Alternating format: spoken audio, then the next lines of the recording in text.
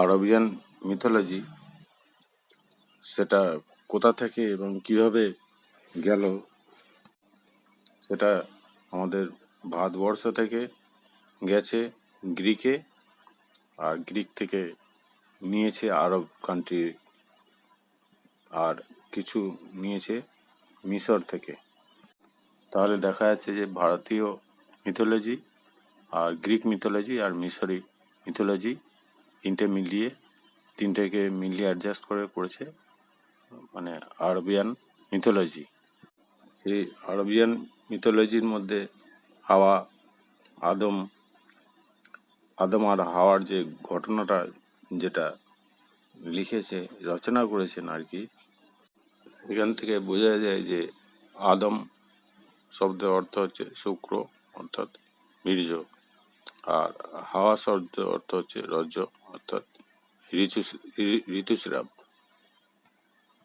আর আজরাইল যেটাকে বলছে সেটা হচ্ছে ধনন্তরী অর্থাৎ রজ্জ। তো এখান থেকে একটা বিশাল বড় কাহিনী বানিয়েছে, যে কাহিনীটা হচ্ছে যে একটা পুরুষের মধ্যে যখন তার পুরুষের শরীরের মধ্যে যখন কাম শক্তি উদয় হয় এবং খুব তীব্রভাবে, যেটাকে জোয়ার বলা হয়, তো ওই সময় পুরুষ জাতেরা তখন অস্থির হয়ে থাকে,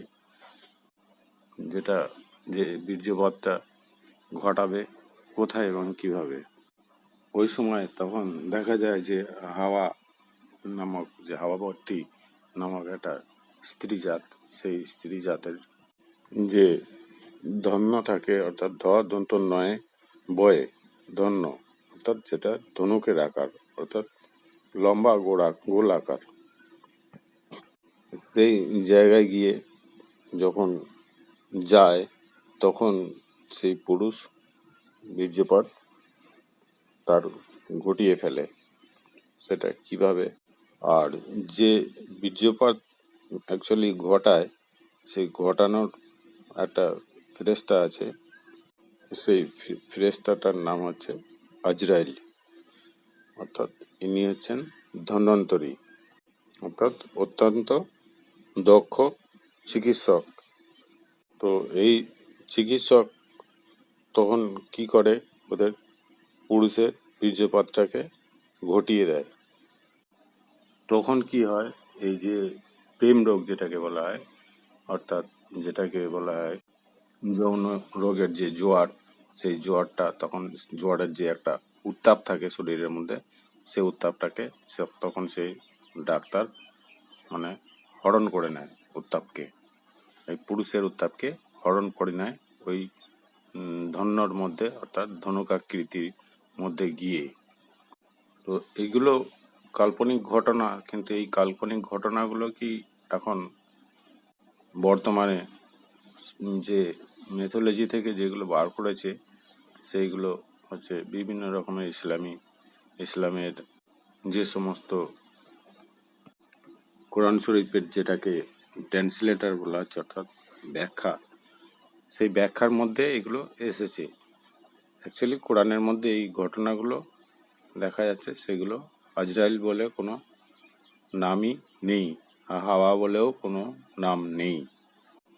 তবে আদমের নাম অবশ্যই আছে, কিন্তু তাই বলে এই নয় যে হাওয়ার সঙ্গে আদমকে আর আজরাইলকে, ওই ডাক্তারবাবুকে একসঙ্গে নিয়ে যে একটা বিশাল বড় ঘটনা যেটাকে বানাচ্ছে, সেই ঘটনার উপর দিয়েই মানুষ মানে সেই ঘটনাগুলো ধর্মের মূল বিধিবিধান হিসেবে মানতে চলেছে।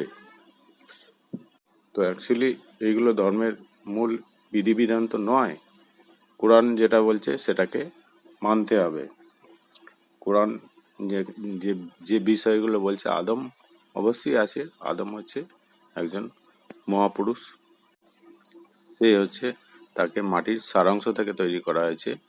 সারাংশের বিষয়টা হচ্ছে যে সে যে কোনো বিষাক্ত পদার্থ, মানুষ মাটির ওপরে অনেক কিছু নোংরা জিনিস ফেলে, সে মাটি কিন্তু বহুকাল পরে আর দেখা যাচ্ছে আবার সে মাটিতেই পরিণত হয়ে যায়। এমনকি বজ্রপাতও যদি ঘটে, সেটাও নিষ্ক্রিয় হয়ে যায়। এই জন্য তার মধ্যে সহনশীলতা আছে। আর প্রতিরোধ করার ক্ষমতাও আছে। আর সেই বিষাক্তকে প্রতিরোধ করে এবং বজ্রকে প্রতিরোধ করে সেই মাটি আবার নিজে নিজে পবিত্র জায়গায় ফিরে আসতে পারে। এটা মাটির ধর্ম, মাটি স্বয়ং নিজেই আবার পবিত্র জায়গায় ফিরে আসে। কারণ মাটির ওপরে বহু রকমের নোংরামি জিনিস পড়ে, মানুষ মরা, বিভিন্ন রকমের জীবজন্তু মরা, মলমূত্র, পায়খানা, আরও বিভিন্ন ধরনের নোংরা জিনিস, বা বজ্রপাতও ঘটে। সেগুলো সব সেই জায়গা থেকে সে পুনরায় ফিরে এসে আবার পবিত্র মাটিতে পরিণত সে স্বয়ং নিজে নিজেই হয়ে যায়। তো এই মাটির সারাংশ থেকে আদমকে সৃষ্টি করা হয়েছে, অর্থাৎ মানুষ সৃষ্টির সূচনা যেটা করেছে আল্লাহ কোরআনের মধ্যে যেটা বলছে। তো এই সারাংশটার মধ্যে রয়েছে কি সহনশীলতা, আর আর সব থেকে বেশি হচ্ছে যেটা তাত্ত্বিক জ্ঞান, অর্থাৎ আধ্যাত্মিক গভীর জ্ঞান যে মানুষের মধ্যে আছে, আর সহনশীলতা যে মানুষের মধ্যে আছে, সেই মানুষই হচ্ছে প্রকৃত আদম বা মহাপুরুষ। আর যাদের মধ্যে ওই ব্যভিচারী করার মনোভাব আছে, অ্যাকচুয়ালি এগুলো প্রকৃত মহাপুরুষ বা আদম নয়। এরা এরা হচ্ছে ইবলিস। ইবলিস হচ্ছে অদৃশ্য। ইবলিস একটা শয়তান, যেটা সে হচ্ছে অ্যাকচুয়ালি একটা গুণ। তো এই নোংরা গুণটাকে যে অ্যাকসেপ্ট করবে, অর্থাৎ গ্রহণ করবে, করে চলবে সেই অনুযায়ী, সে হচ্ছে স্বয়ং ইবলিস। আর আল্লাহ কোরআনের মধ্যে ইবলিসকেই বলেছে, ইবলিসও একটা মানুষ, যে দুশ্চরিত্রের মানুষ, সে মানুষকে বলেছে যে তুই আদমকে সেজদা কর, কিন্তু সে আদমকে সেজদা করতে সক্ষম হলো না। তাকে জিজ্ঞাসা করা হলো, আল্লাহ জিজ্ঞাসা করলেন যে তুই, সবাই সেজদা করলো কিন্তু তুই কেন সেজদা করলি না, তোকে কিসে বাধা দিল? সে তখন বলল যে তুমি আমাকে আগুন থেকে তৈরি করেছো, আর আদমকে মাটি থেকে তৈরি করেছো, অতএব অহংকার আমাকে বাধা দিয়েছে। তাহলে এখানে বোঝা যাচ্ছে যে অহংকার আগুন থেকে তৈরি, সেই সূত্রে অহংকার তাকে বাধা দিয়েছিল। আর আগুন থেকে যে তৈরি সে হচ্ছে ইবলিস। আর ইবলিসের টোটাল চরিত্রটাই হচ্ছে নোংরামি, খুন খারাপি, ব্যভিচারী, প্রতারক, মানুষকে মানে মিথ্যা কথা বলা, এক কথায় সমস্ত রকমের যত রকমের শয়তানি কাজ আছে, সব শয়তানি কাজগুলোই আর শয়তানি বিদ্যা সে নিয়ে বসে আছে, আর সেই বিদ্যা অনুযায়ী সেই শয়তানি কাজগুলো সে করতে থাকে। কিন্তু এই আরাবিয়ান মিথোলজি থেকে যেগুলো ট্রান্সলেট হয়েছে কোরআন থেকে, সেই ট্রান্সলেটের মধ্যে গেলে পরে দেখা যাচ্ছে যে আজরাইল আর বিভিন্ন ধরনের আরো বহু ফেরেশতা আছে, যেগুলোর নাম হচ্ছে কানাই বা বলাই। তো কাবিলকেও কানাই শব্দ উচ্চারণ করা হয়েছে, আর হাবিলকে বলাই শব্দও উচ্চারণ করা হয়েছে। এর মানেগুলো কিন্তু খুবই খারাপ। কানাই শব্দের অর্থ হচ্ছে এই কৃষ্ণ বা কালো, আর বলাই শব্দের অর্থ হচ্ছে সাদা।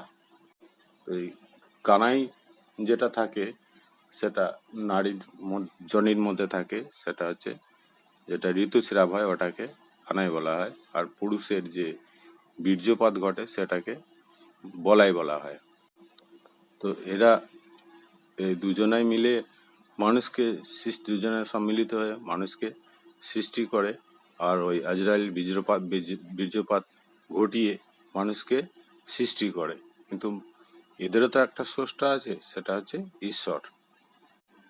যে সমস্ত ওই মানে ফেরেশতাগুলোর নাম যেগুলো হাদিসে এসছে, এই ফেরেশতাগুলো এত ফেরেশতার তো নাম নেই।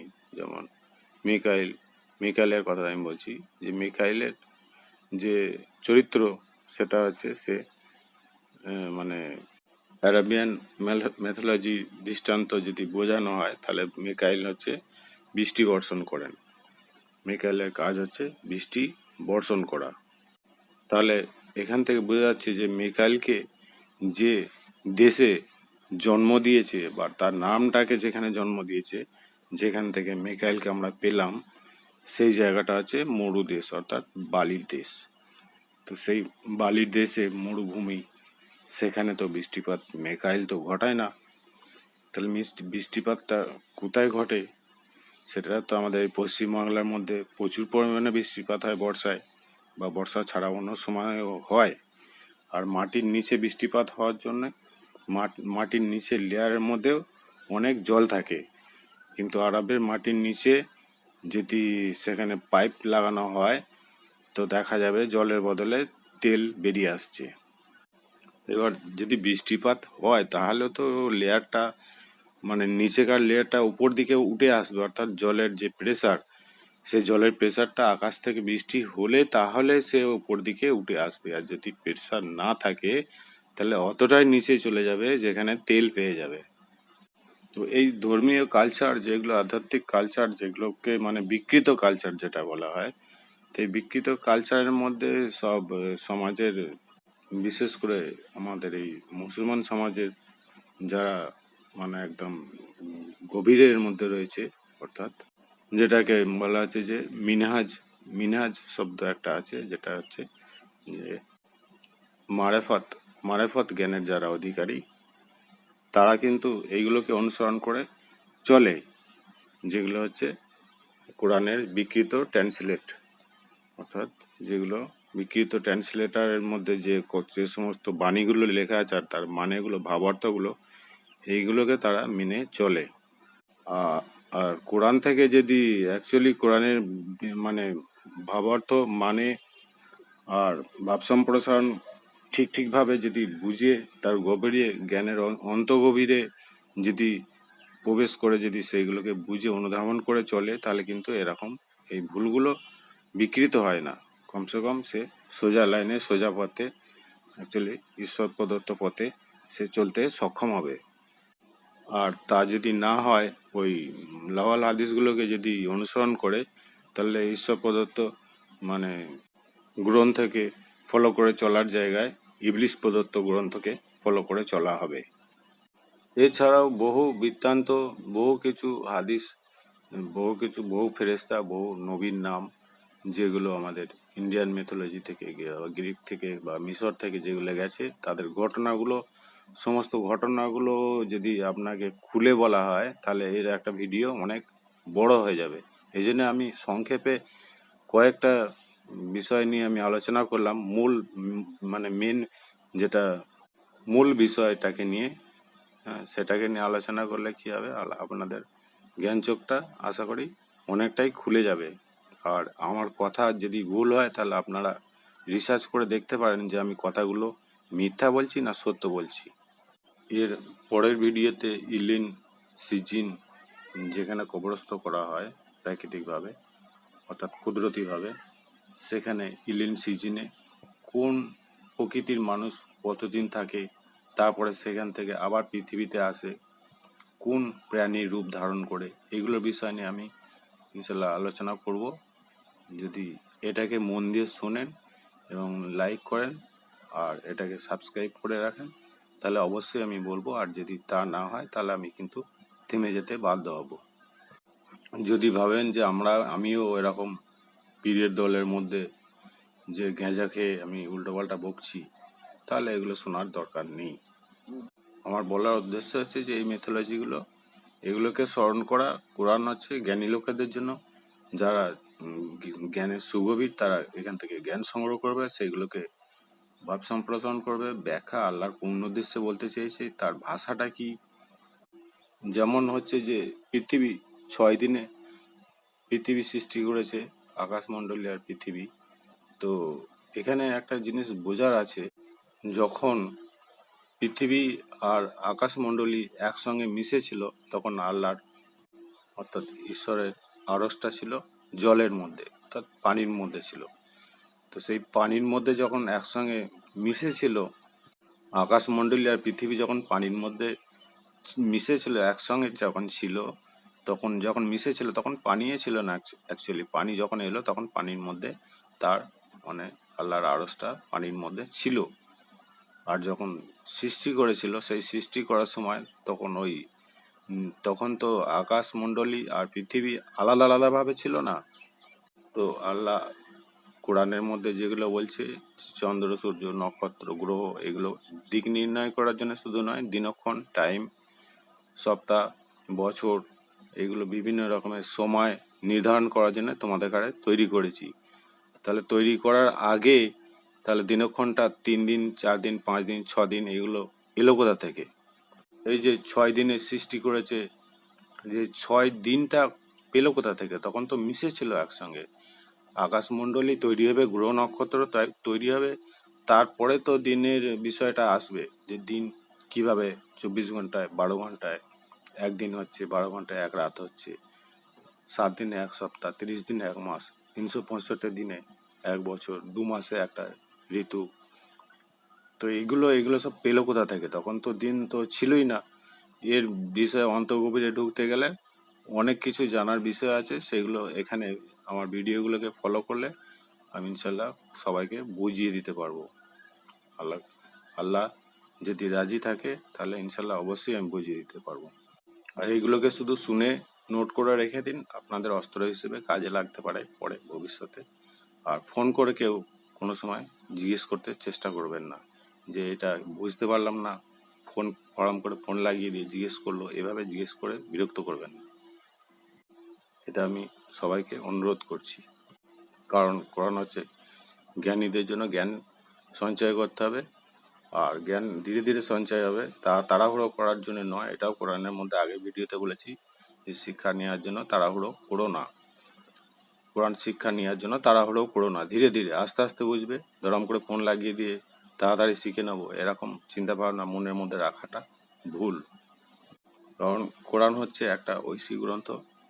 এর লেখা বা এই রচনা যেগুলো, এই রচনাগুলো কিভাবে ঈশ্বর তো নিজে হাতে রচনা করেনি, এগুলো কিভাবে রচনা হয়েছে এবং কোথা থেকে এসছে, তার আগে কোথায় ছিল, এর বিস্তারিত বিবরণ আমি পরের ভিডিওতে আস্তে আস্তে দিতে থাকবো, আপনারা শুনতে থাকুন। আর এটাকে সাবস্ক্রাইব করে, লাইক করে এবং এটাকে ফলো করতে থাকুন। পুরোপুরি ফলো করবেন, স্কিপ করে টেনে দেখবেন, দেখার চেষ্টা করবেন না। তাহলে কি হবে, আমি নিজেই ক্ষতিগ্রস্তের মধ্যে পড়ে যাব। শুধু আমিই নয়, আমার যে বলার উদ্দেশ্য মানুষকে সংশোধন করার, সেই উদ্দেশ্যটাই ফালতু হয়ে যাবে। আর এতে করে কি হবে, সমস্ত মানব জাতি ক্ষতিগ্রস্তের মধ্যে পড়ে যাবে। আর সব মানব জাতি, তুমি আমি তুমি, অতএব সবাই ক্ষতিগ্রস্ত, মানে আমিও ক্ষতিগ্রস্ত, সেই জন্য বলতে বাধ্য হচ্ছি। এরই নাম হচ্ছে এক ঈশ্বরের আরাধনা, যেটা হচ্ছে যে আমি আমার স্বভাবটাকে শৈশব থেকে ছাড়তে ছাড়তে আসছি। যেখানে ছাড়ছি সেখানে দেখা যাচ্ছে যে ওই স্বভাবের আর একটা, যে কোনো একটা মানুষের মধ্যে গিয়ে সেটা সেই স্বভাবটা পৌঁছে যাচ্ছে। আবার সে যখন ছাড়বে, সেই স্বভাবটা ঘুরে আমার কাছে আবার আবার পুনরায় আবার সেটাকে প্রাকৃতিকভাবে সে আমার কাছেই ফিরিয়ে দেবে। আর মানুষের জন্ম তো একবার হয় না, হাজার হাজার লক্ষ লক্ষ কোটি কোটি বার জন্মায়। কোটি কোটি বার শুধু জন্মায়, মানুষ হয়ে জন্মায় কি, বহু রকম প্রাণী, বহু রকম জীবজন্তু, সবার মধ্যেই তাদের স্বভাব আচরণ, অর্থাৎ যেটাকে বলা হয় রূহ বা আত্মা, সেটা থেকে থাকে।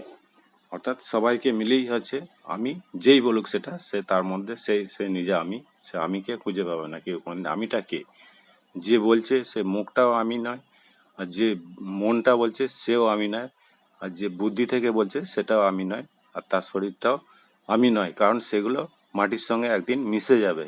অতএব আমি শব্দটা কি সেটাকে আগে ভালো করে বুঝতে হবে। সেটা হচ্ছে আমার চরিত্র বা স্বভাব, অর্থাৎ আমার রূহ, অর্থাৎ আত্মা, যেটা এর কোনোদিন মৃত্যু হয় না, এর পরিবর্তন হয়।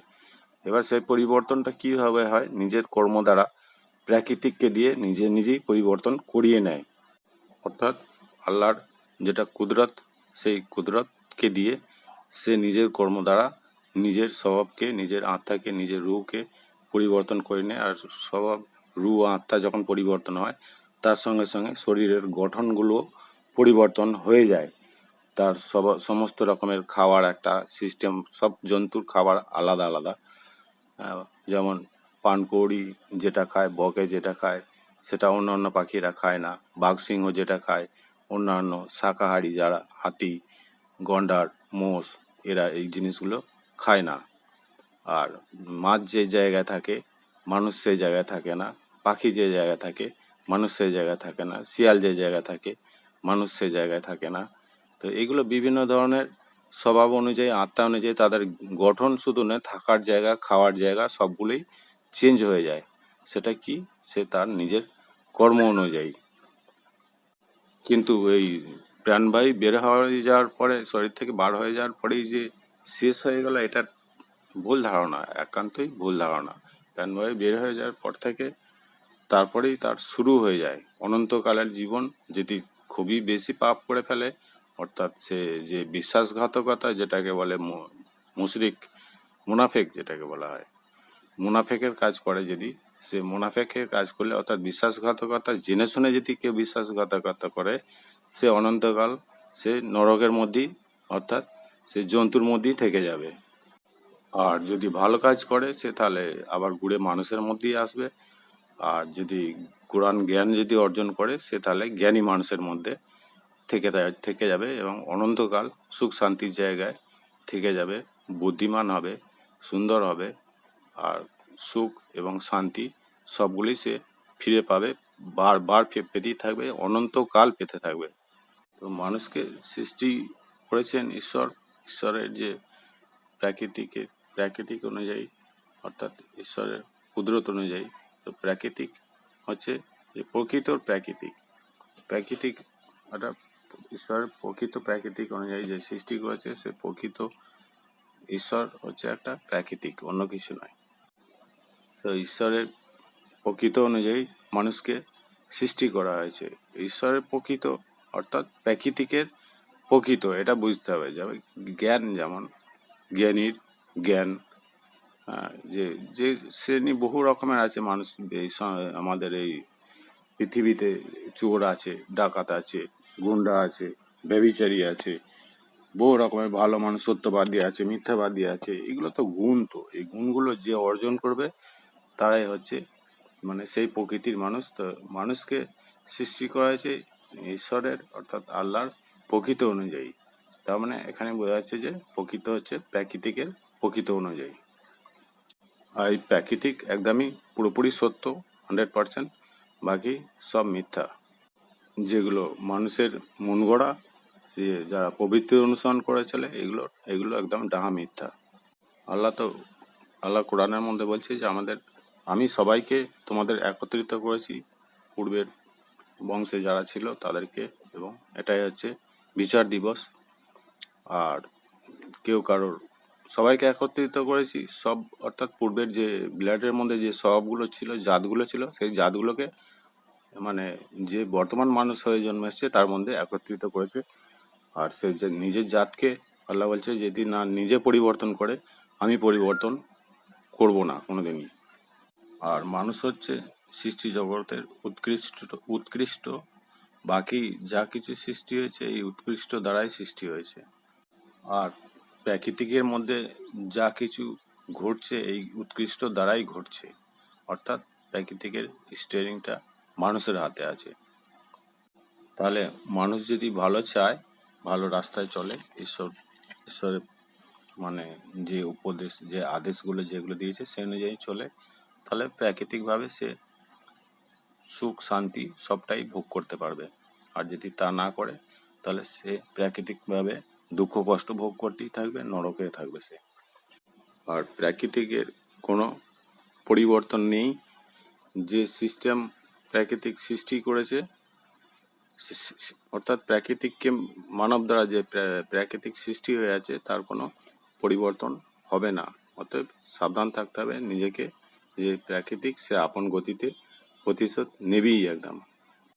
অতএব সবাই চেষ্টা করবেন নিকৃষ্ট কাজ, অশ্লীল কাজ, নোংরা কাজ, শয়তানি কাজ, এইসব কাজ থেকে বিরত থাকতে। তা না হলে অনন্তকাল সে নরকে বসতে হবে তাকে। আর আমি আমার সংক্ষিপ্ত বর্ণনা এখানেই শেষ করে দিচ্ছি। পরের ভিডিওতে ইনশাল্লাহ আরও বড় করে বলবো, আর বিস্তারিত বিবরণ আরও ভালো করে খুলে বলতেই থাকবো আমি। তো আপনাদের শুভকামনা যদি আমার প্রতি দৃষ্টিপাত করে থাকেন, অবশ্যই আমি বলবো, আর তা না হলে আমি থেমে যাব।